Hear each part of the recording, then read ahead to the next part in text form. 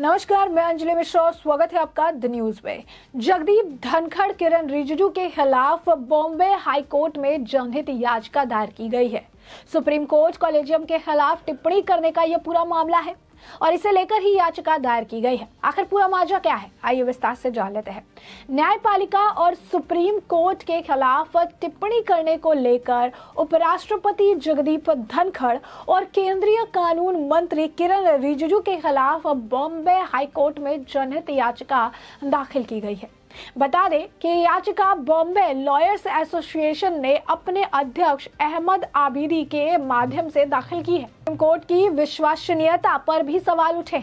बता दें आपको कि वकीलों के संगठन ने अपनी जनहित याचिका में उपराष्ट्रपति जगदीप धनखड़ और केंद्रीय कानून मंत्री किरण रिजिजू के खिलाफ कार्रवाई की मांग की।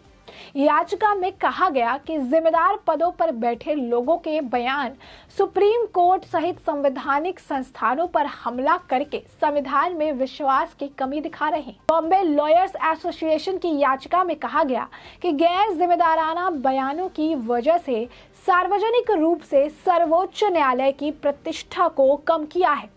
बता दें, कानून मंत्री किरण रिजिजू ने बार बार कॉलेजियम प्रणाली पर सवाल उठाया। यहाँ तक कि उपराष्ट्रपति जगदीप धनखड़ ने भी न्यायपालिका की शक्तियों पर मूल संरचना सिद्धांत पर सवाल खड़े कर एनजेएसी अधिनियम को रद्द करने को गंभीर कदम बताया। याचिका में ये कहा गया कि संविधान के तहत उपलब्ध किसी भी उपाय का उपयोग किए बिना सबसे अपमानजनक और भाषा में न्यायपालिका पर सामने से हमला किया गया है। इसके साथ ही याचिका में कहा गया है, उपराष्ट्रपति और कानून मंत्री ने सार्वजनिक मंच पर खुले तौर पर कॉलेजियम प्रणाली और बुनियादी ढांचे के सिद्धांत पर हमला किया है। याचिका में कहा गया कि संवैधानिक पदों पर बैठे जिम्मेदार लोगों द्वारा इस तरह का अशोभनीय व्यवहार बड़े पैमाने पर जनता की नजर में सर्वोच्च न्यायालय की महिमा को घटा रहा है। बता दें कि उपराष्ट्रपति धनखड़ ने पिछले महीने केशवानंद भारतीय मामले में सुप्रीम कोर्ट के 1973 के ऐतिहासिक फैसले पर भी अपना बयान दिया था। इस अदालत ने फैसला सुनाया था कि संसद के पास संविधान में संशोधन करने का अधिकार है, लेकिन इसके मूल संरचनाकार नहीं है। फैसले में कोर्ट की टिप्पणी पर धनखड़ ने कहा था कि क्या हम एक लोकतांत्रिक राष्ट्र हैं? इस सवाल का जवाब देना मुश्किल होगा। वहीं बीते साल 2022 के दिसंबर में संसद के शीतकालीन सत्र के दौरान राज्यसभा की अध्यक्षता करते हुए धनखड़ ने सुप्रीम कोर्ट द्वारा एनजेएसी अधिनियम का रद्द किए जाने को लोगों के जनादेश की अवहेलना बताया था। वहीं किरण रिजिजू ने पिछले साल नवंबर में न्यायाधीशों की नियुक्ति की कॉलेजियम प्रणाली के जरिए अपारदर्शी और जवाबदेह नहीं बताने हुए कहा था कि जब तक सरकार एक वैकल्पिक तंत्र के साथ नहीं आती तब तक उन्हें वर्तमान प्रणाली के साथ काम करना होगा। बता दें कि केंद्रीय मंत्री और उपराष्ट्रपति के खिलाफ दाखिल हुए जनहित याचिका पर हाईकोर्ट अब जल्द सुनवाई भी करेगा। तो कॉलेजियम का मुद्दा है, उस वक्त भी सुप्रीम कोर्ट ने कहा था केंद्र को कि उनके मंत्रियों को किसी भी तरीके की कोई बयानबाजी करने से बचना चाहिए, क्योंकि ये बयानबाजी, ये बयान है जो कोर्ट के खिलाफ, कॉलेजियम के खिलाफ दिए जाते हैं, ये बड़े पद पर बैठे लोगों के द्वारा जब दिए जाते हैं तो ये सोसाइटी में लोगों में एक गलत संदेश पहुंचाता है। बैक टू बैक कई सारे बातें कही गई कॉलेजियम को लेकर। कानून मंत्री जगदीप धनखड़, राष्ट्रपति, उपराष्ट्रपति सभी थोड़ा कुछ करके कॉलेजियम को लेकर बोलते रहे और इसी वजह से अब देखिए कि अब इसे लेकर जनहित याचिका दायर की है जिसमें सुप्रीम कोर्ट में सुनवाई भी की जाएगी।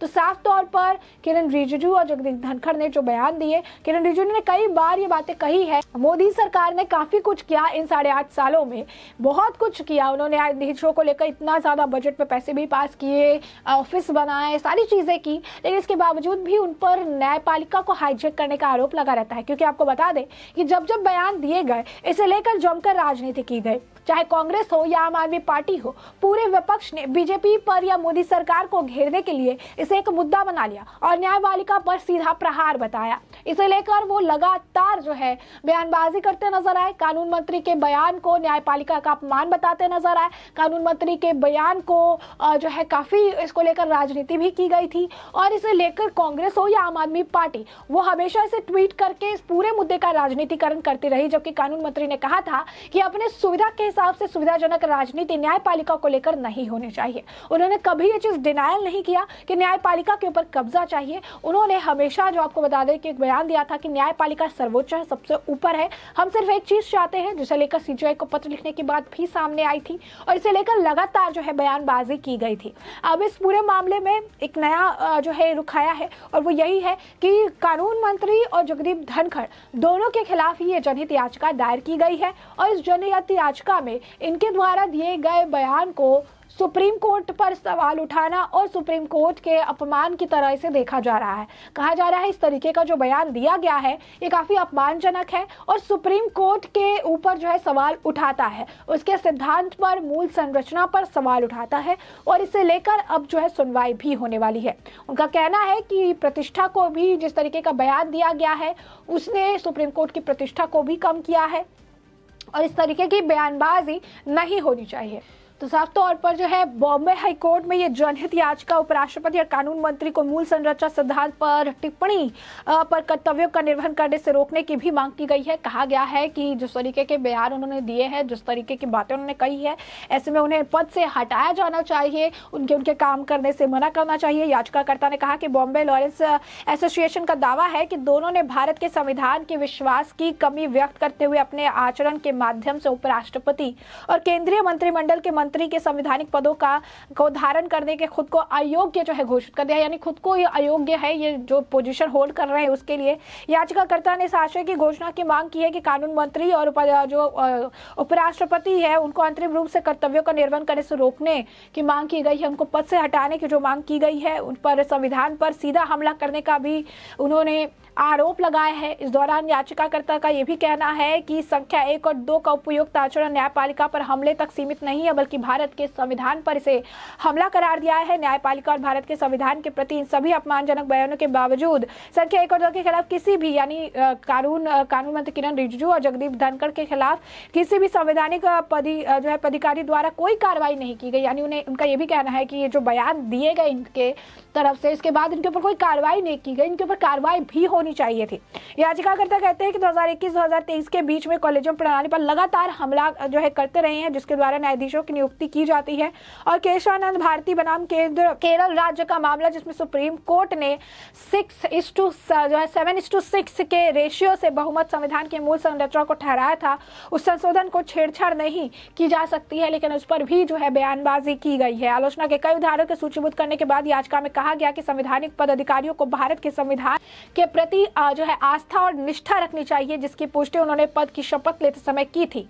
तथ्यों के बावजूद उन्होंने अपने आचरण और सार्वजनिक रूप से किए गए अपने बयानों के संविधान और सुप्रीम कोर्ट में विश्वास की कमी दिखाई है और इसी कारण से जो पद वो होल्ड कर रहे हैं उस पद पर विराजमान होने के लिए वो बिल्कुल भी सही नहीं है। याचिका में कहा गया कि प्रतिवादी पूरी तरह से धन मुक्ति के साथ संविधान पर हमला कर रहे हैं, उनको किसी भी तरीके का उनको पनिशमेंट जो है नहीं दिया जा रहा है। ऐसे में हमने आपको ये पूरा मामला बड़े विस्तार से बताया है कि आखिर कानून मंत्री किरण रिजिजू और उपराष्ट्रपति जगदीप धनखड़ के खिलाफ बॉम्बे हाईकोर्ट में PIL या जनहित याचिका क्यों दायर की है, किसने दायर की है और क्या है पूरा माजरा।